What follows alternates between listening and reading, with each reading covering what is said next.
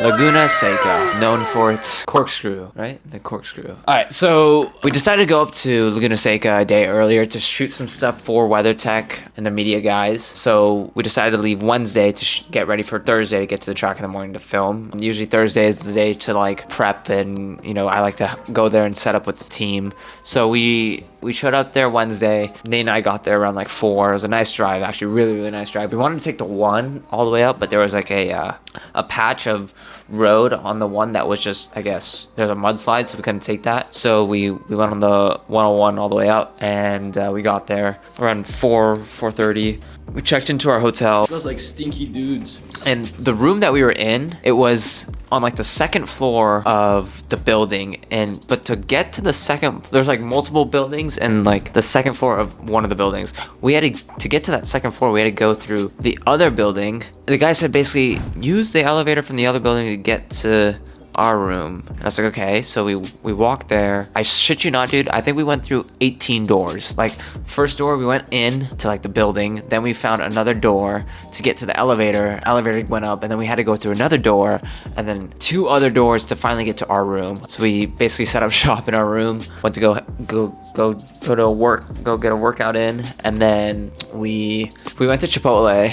And then I had to go to Macy's to get like a black collar t-shirt, because at these races I like to be like professional and wear a proper, you know, like slacks and a shirt, or like not slacks, but like the Lululemon slack looking things that like golfers wear, and then like a shirt just to look professional. And so we went to Macy's, got that, and then because I lost my other one, and then the next day we got up in the morning and we were ready to go out to the track, and then Buddy called us and was like, hey, we don't got to be there till 12 because that's when we could actually set up and load in. And I was like, all right. So we decided, Nate and I, to go out and like explore Monterey, because we had like 3 or 4 hours to do that.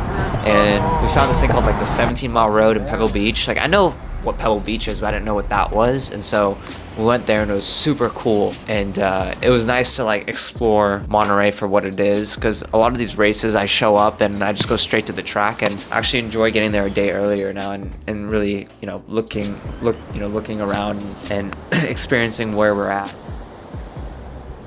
This is sick.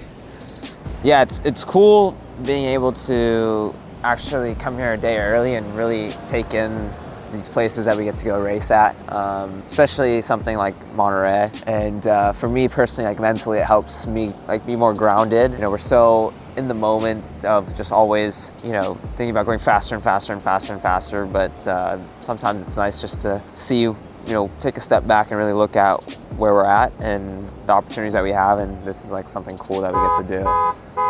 Nice. And so it was really cool. It was like a cool, we went to like basically in Pebble Beach, drove around, went to a bunch of turnouts, and then we decided to head to the track. We arrived. We get to the track and I helped set up. And at this point, Eric from the Laguna Seca media team calls me and is like, hey, we got, you know, where you at? Like, let's meet up and film some stuff. And I was like, bet. So they pulled up, they looked at our cars, and I also look at my car, and they're all wingless. Apparently Lamborghini had a major issue with the wings, and they wanted to make sure that everyone was safe, and so they took everyone's wings on the whole grid, and we're testing every single one of them. So we never got to actually like film the car, and especially because every single one of them was wingless. A couple teams had to like fly a bunch of wings in, like rear wings in, to make sure that it's like it was good for, like, it was okay to run, because a lot of them, not a lot of them, but like 3 or 4 of them didn't pass their like safety test. Yeah, so I was just told by Nate to give you guys a rundown of what's going on in here. This is a steering wheel. This is the cockpit of the Lamborghini. The only thing that's like somewhat similar to the street car is like this dash. It's still got the vents. It doesn't blow any AC though, it just blows hot air. But this is the steering wheel. It's fully adjustable. When you flick this down, you can like go up and down. I like it a little bit up so I can have more control over the wheel. Down there are the pedals. There's 3 pedals. There's a clutch just to get you into first gear, brake, and then a throttle. And then over here to the right side, I don't know if you can see it, is like our little control panel. So this is where we could actually turn on the car, put the ECU on, and then get ready to turn it on. That turns on the dash, and then it also turns on our rear view camera if you look up there, and then our radio, which is down here, so we can talk to the team. And then here is where our driver ID is. So when we're switching drivers, you could actually change on the actual system on the scoreboard. If you look up here, it's this like race logic thingy where it basically tells me like how long I have to stay in the pit for before I can get released. And then down on the steering wheel, you could see there's like ABS and TC that we could like mess around with. The radio button, the drink button, flash when we want to like flash a driver, like our headlights. This is how we get into neutral. We hold this, hold the clutch, and then put the gear into neutral. Wiper if it starts to rain, reverse if you need to go to reverse. This is to change the pages of the screen. So if you look here, I'll click page, and it changes the page of the screen. So if you need to see different info. Here is the alarm.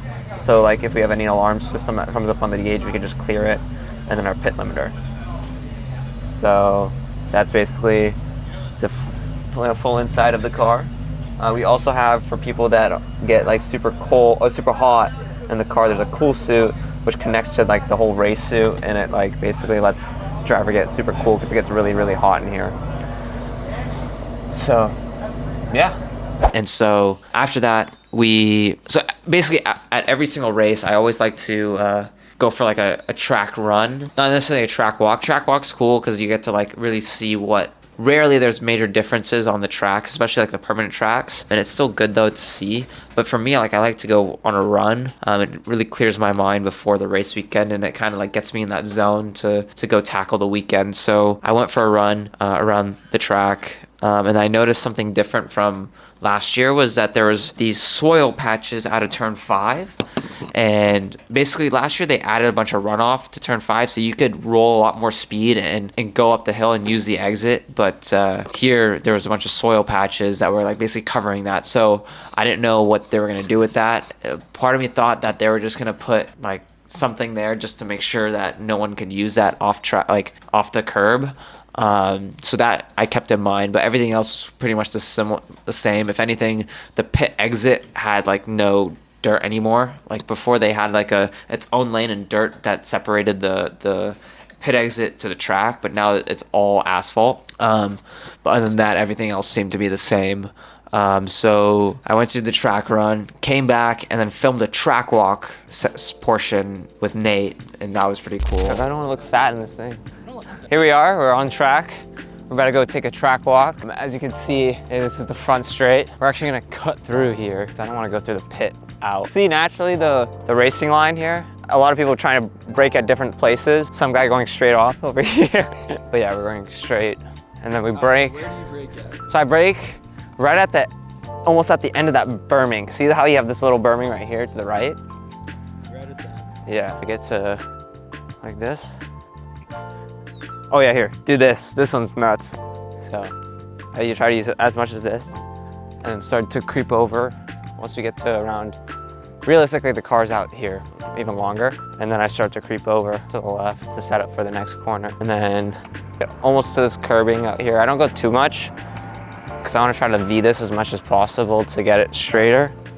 So come out to, like my left tire is like right here, front left, on this little paint. Get as much grift as possible until we like fully commit to the corner.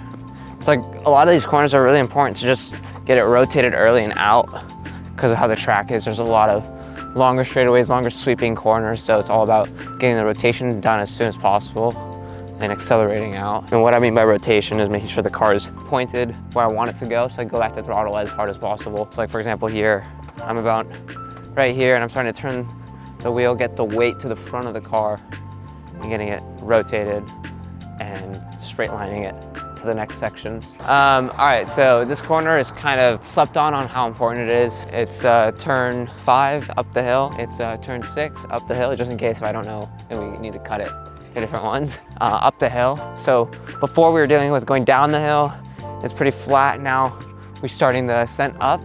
And so it's really important again, and I'm saying it a lot, but carry the momentum as we go up this hill, making sure we're rotated and back to power as soon as possible because this is the start of it and you could lose a lot of time here if you back it up too much and lose your momentum as you get up this hill.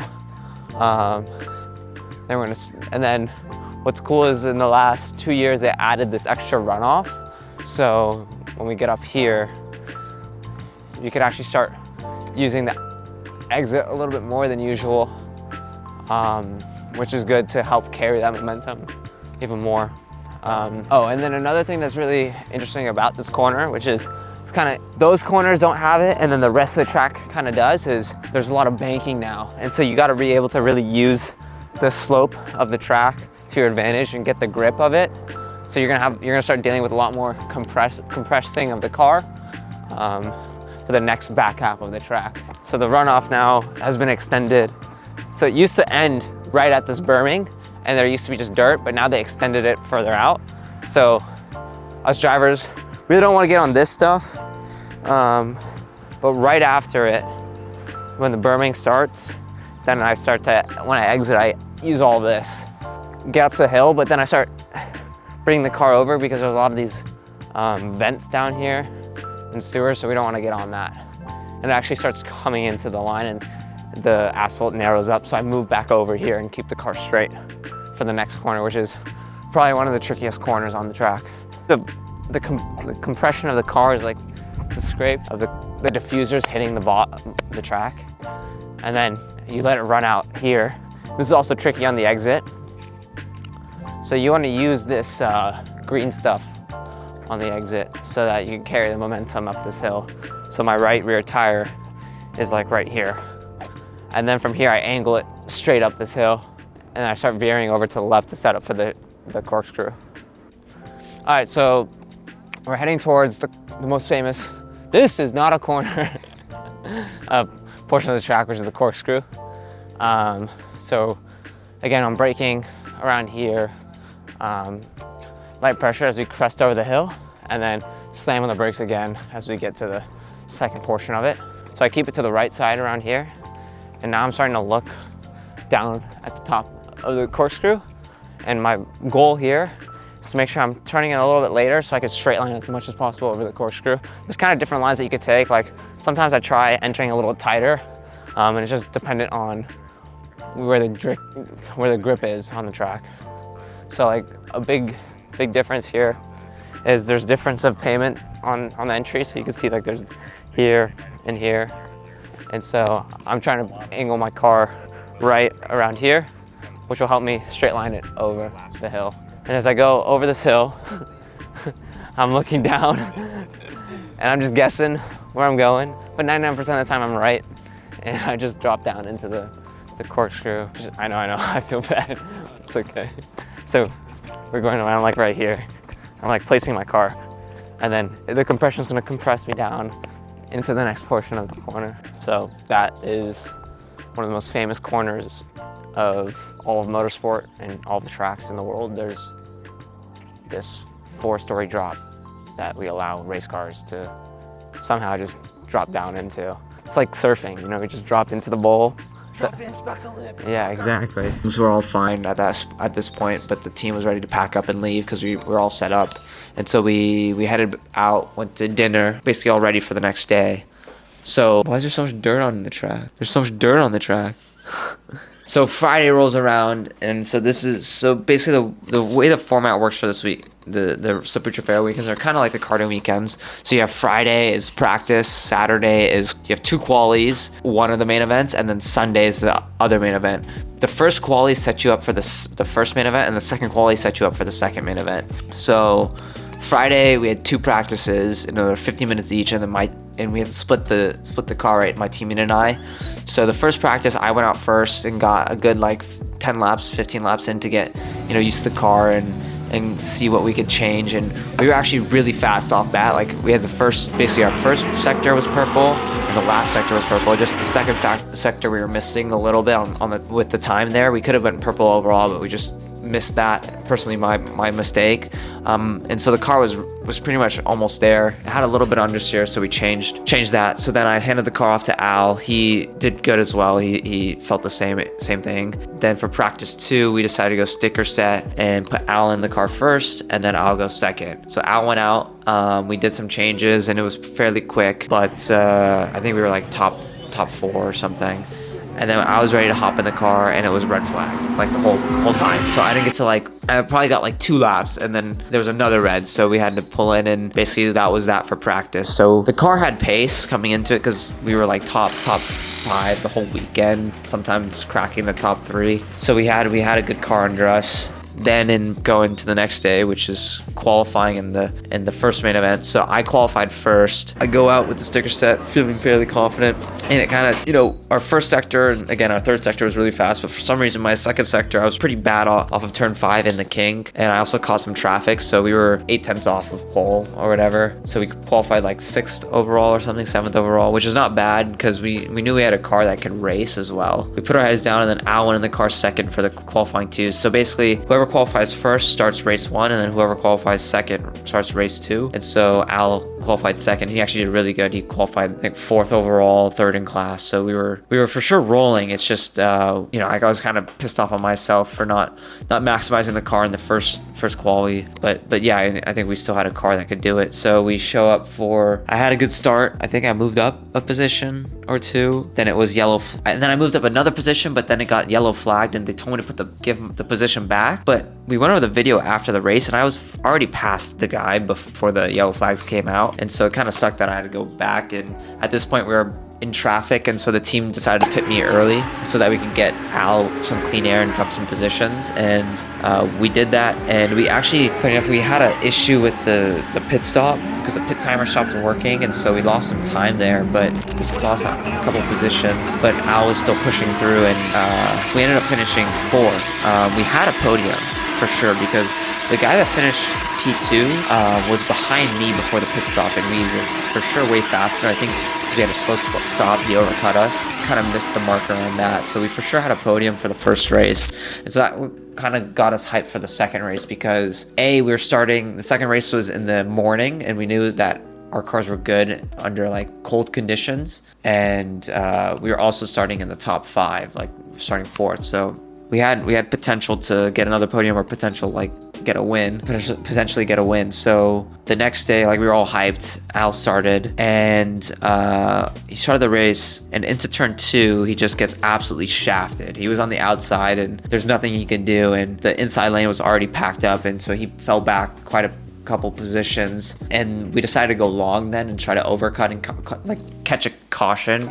And what that means is basically when there's a caution or like a safety car, we can't pit. So it's really important that if there is a safety car to pit before the safety car, so that if you do pit after the safety car, everyone's bunched up and you lose a bunch of times. So it's better to pit before. So we're trying to catch it so where they call the safety car right when we enter the pit, so we could maximize that. And it never came through, so we finally pit towards the end of the pit window, and I go out and I get literally like 3 laps, if that, 2 laps, and it was safety car for the rest of the race. So we basically finished, I think, 7th. I had like no opportunities to advance in position because of, it was like a safety car period the whole time. That kind of sucked, but I think overall, looking at the weekend, we had major potential to go podium, if not win it, because the car under us could do it. And it was just kind of, whether it be me making a mistake or the pit timer not working, it just, those little things add up to make, to get a potential win. And so, bro, I swear to God, every time I get to do one of these, I get like a call. Every time. Hello? All right, so where was I? I don't even know. What was I talking about? Potentials. So we for sure had major potentials this weekend to do well, and even coming off Sebring, we found a lot of things with the car, and it just kind of sucks that it panned out the way it did. But that's racing, and I think for Watkins Glen, we had a fast car last year, and so we for sure could run up in the front again for this year. So yeah, I think it was a fun time, but just kind of sucks again with having the potential that we had to almost win, but that's just the name of the game, and we just have to work harder on the time in between, and be training a lot and doing a lot more karting and doing stuff just to make sure I'm ready for Watkins Glen, and trying not to drive like this guy on the fucking sim. But yeah, so that was Laguna Seca.